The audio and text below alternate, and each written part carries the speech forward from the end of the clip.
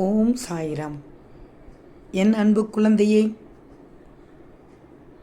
உன் வாழ்விற்கான அத்தனை வளங்களையும் என் மூலம் நீ அடைந்தே தீருவாய்.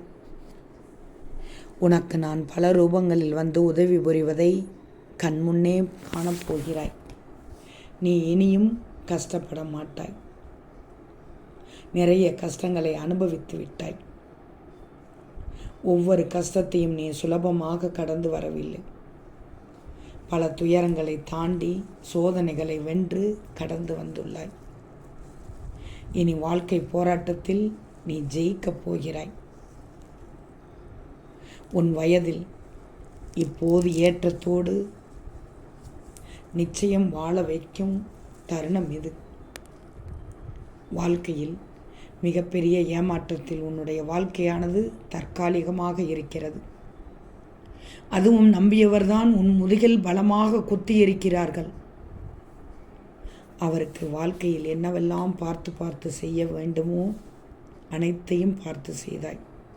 ஆனால் இப்போது பாசம் என்ற பெயரில் உன் வாழ்க்கையில் நாடகமாடி பணத்தையும் செல்வத்தையும் பொருளையும் சொத்துக்களையும் உன்னிடம் இருந்து பிடுங்கிவிட்டு இப்போது எனக்கு அது சரியில்லை இது சரியில்லை என்று ஒரு சிலர், அதுவும் நீ உயிராய் நினைத்தவர்கள்தான் உன் வாழ்க்கையை இப்போது கெடுத்திருக்கிறார்கள். இந்த சாயி சொல்வது உண்மைதானே? சரிதானே?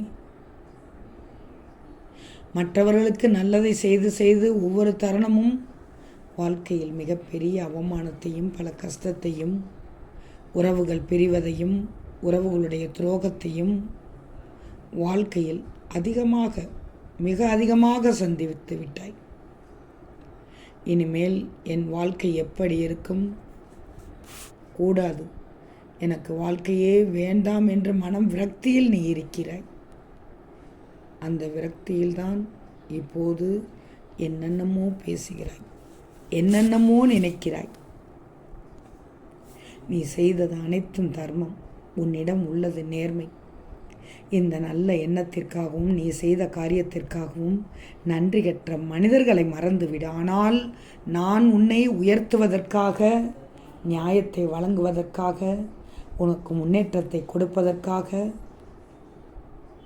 நிறைய செய்து கொண்டிருக்கிறேன். செய்வேன், செய்யப் போகிறேன். காத்திரு. ஓம் சாய்ராம்.